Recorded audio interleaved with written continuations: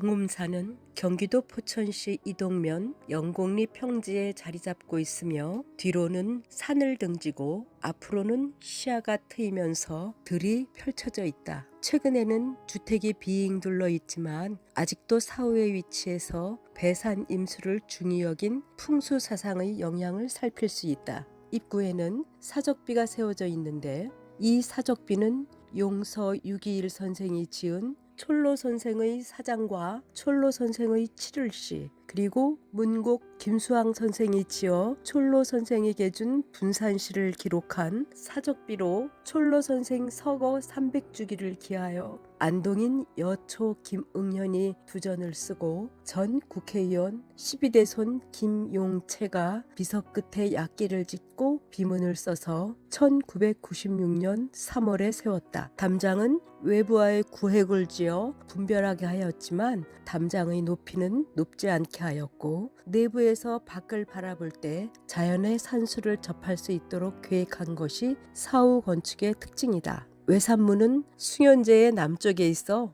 정면으로 마주보게 된다. 동음사 현판이 걸려 있는데 이는 전 국회의원이며 건설교통부 장관이었던 12대 손 연곡 김용채의 글씨이다. 사후인 숭연제는 약간 지대를 높여 건축하고 건물은 검소한 선비 정신에 따라 복잡한 포나 장식을 피하고 입공이나 도리집 등의 간소한 양식으로 화려하지 않게 꾸몄으며 단청 또한 사후 건물에만 급기 단청과 얼모로 단청 등을 사용하였다. 동음사는 안산김씨 문중에서 학덕이 높은 김성대, 김성발, 김성옥, 김평묵 등 네 분을 추모하기 위해 순조 33년에 건립하였으나 1907년 일본인에 의해 일부가 불타고 1952년 한국 전쟁 때 모두 불탔으며 현재의 사후는 1988년에 다시 세운 것으로 사후 정침에는 김성대와 김평묵의 초상화가 함께 보관되어 있다. 제항은 매년 3월 중해일에 거행되고 있다. 동음사에 배양된 인물 네 분을 간단하게나마 소개하고자 한다. 첫 번째 인물인 김성대 선생은 광해군 14년에 태어나 숙종 21년에 돌아가셨으며 자는 이원, 호는 촐로이다. 선생의 본관은 안산이며 유학자로 사후 대사원에 추중되었다. 부모를 극진히 봉양하였고 형제간의 우애가 깊었다. 기사사화로 참화를 당한 외척인 안동 김문의 문곡 김수왕의 아들 창집 창협의 가족들을 죽음을 무릅쓰고 보살폈다.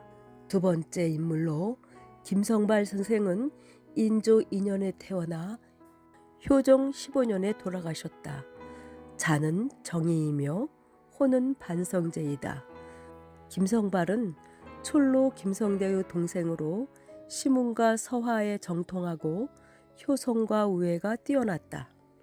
병자호란 때 부모를 극진히 봉양하였고 아버지께서 돌아가시자 식음을 전폐하고 통곡을 멈추지 않다가 효종 15년에 안타깝게도 모친상을 치르다 병이 나서 세상을 마쳤다. 배위는 성주 이씨로 정숙한 덕과 효행이 있는 분이며 삼남을 두었고 모두 효성과 우애가 있었다고 한다.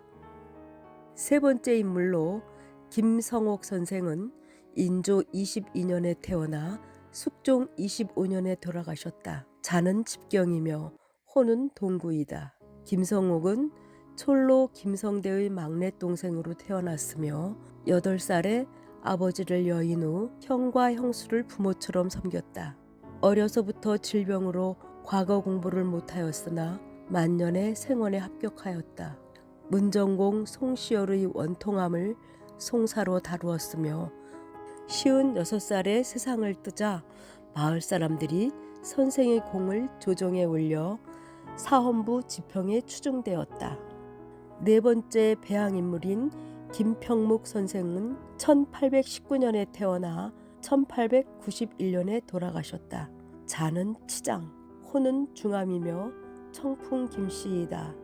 조선 후기 화서 이학로의 문인으로 유학자이자 독립운동가로 성리학을 깊이 연구하며 위정 척사 사상을 주장하였으며 일제의 침략에 맞서 항일 운동을 전개하였고 독립운동가들을 가르치고 지원하는 데 아끼지 않았다. 유교의 전통적 가치를 바탕으로 민족의 자주성과 독립을 강조하였다. 특히 김평묵 선생은 조부의 유훈을 평생 실천하고 사셨던 분으로 조부의 유훈을 살펴보면 다음과 같다. 재앙은 항상 배부르고 따뜻한 데서 나니 평안한 것만 생각하고 도의는 생각하지 않는 데서 온다. 도의를 실천하면 천리가 이루어지고 천리가 이루어지면 백성은 임금을, 신하는 신하, 아비는 아비, 자식은 자식의 도리를 다하게 되어 도의 국가가 이루어져 참되게 잘 사는 길이니 종신토록 유념하라. 이와 같은 조부의 유언을 평생 화두로 삼고 그것을 실천하였다는 것은 참으로 대단한 일인 것 같다. 사후 정침에는 왼쪽부터 김성대, 김성발, 김성옥 삼형제와 김평묵 등 네 분의 위패가 모셔져 있으며 벽에는 포천 향교의 역대 정교이신 조건행, 유봉현 두 분께서 동음사 중건을 축하하는 낙성시 두 점이 걸려 있다. 그리고 촐로 선생께서 돌아가시자 애도하는 사면 김창흡 선생의 김참봉 성대만이라는 애도시가 10세손 김희동의 글씨로 쓰여져 걸려 있다. 건축시 두 점을 살펴보면 다음과 같다.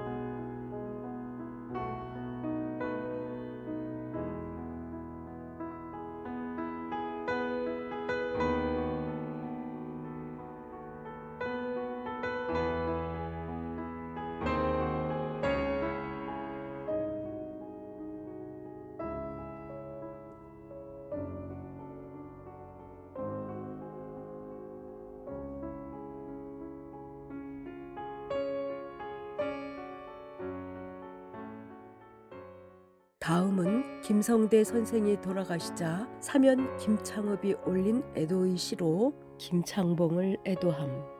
느긋하게 시골에 살며 덕으로 알려지니 반평생 연곡에서 사슴과 무리지었네. 참봉볕을 작지만 흰 머리의 영광이요 진사의 이름 이루어 백운산에 누웠다네. 문 밖에는 양전이요 모든 복이 같으며 뜰 앞에는 좋은 아들 5꽃이 아름답네. 명정 몇 글자는 이웃사람의 자랑이니 유분의 한 맺힌 분묘에 비교하지 못하네. 곤굴한 인생길에 내 얼굴 붙일 곳 없었는데 백운산 꼴짜기에 덫을 끌며 여러 식구가 어려웠다네. 장자의 은혜 깊어 은벽을 견뎠으며 아버지 시가 있으니 옛날의 산을 나누었네. 3년의 어숙은 이어가기 보탬되고 11랑의 서울을 아낌없이 빌려주었네. 백수가 유유하게 저렇게 되었으니 양가는 길이 원하건대 한 집으로 볼 것이로다. 양가의 세율을 생각하여 을해년 정월에 10세손 희동이 삼가 유승제에서 쓰다. 이는 문강공 사면 선생이 지은 김창봉을 애도하는 만시이다.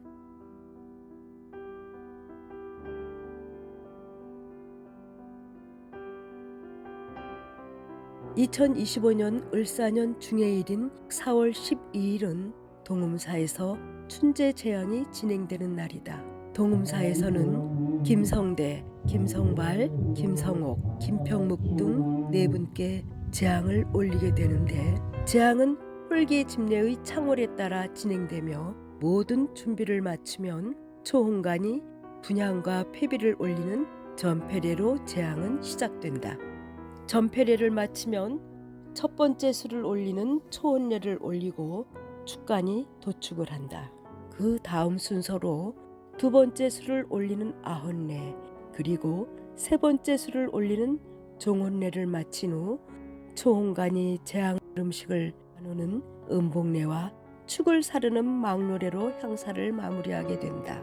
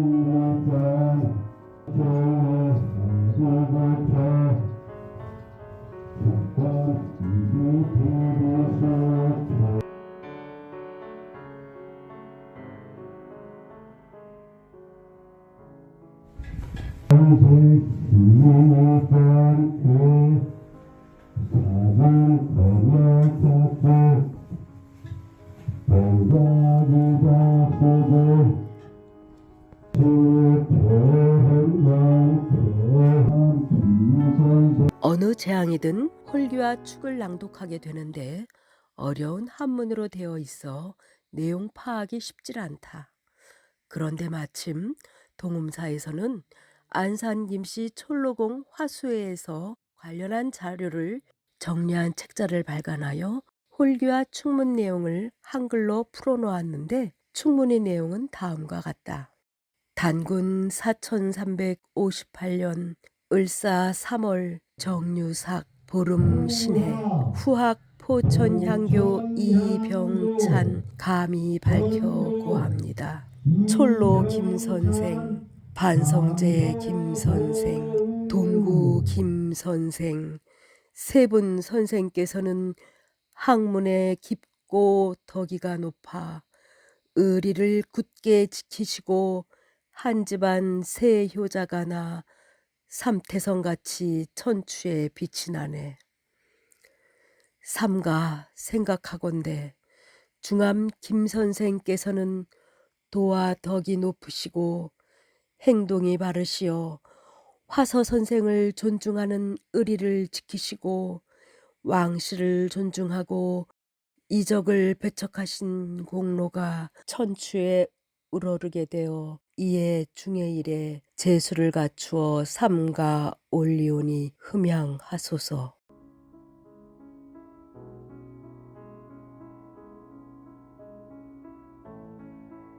이걸 때 강력자 줄고 봐야지.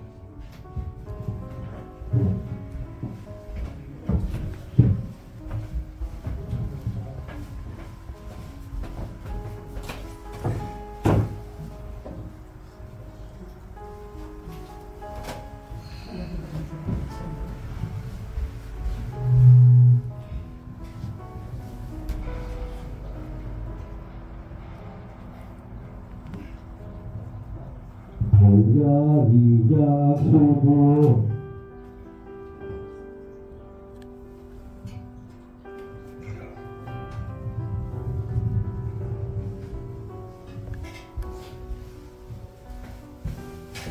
본자수 아흥관 아흥관 자본자수 본관 전자수지 전우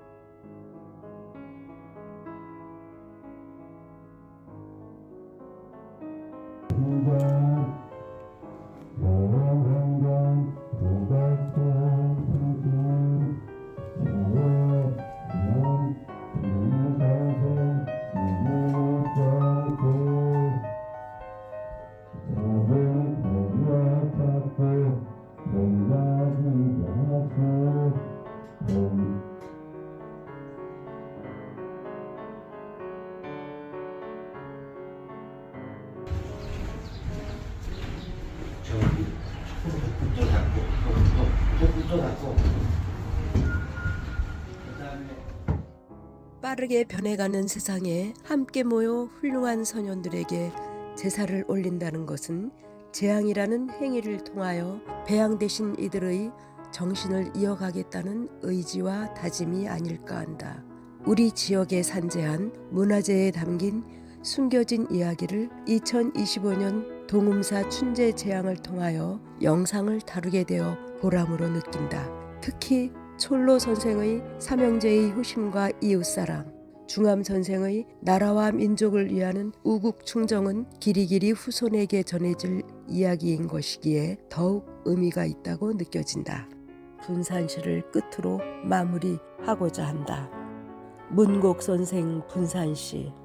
아름다운 바위와 나무며 옷 같은 시내인데 거듭 선경에 드는 양 길이 환하도다. 연곡을 이웃삼아 이곳에서 살려하니 그대와 더불어 물 동쪽 서쪽으로 나누어 사는도다.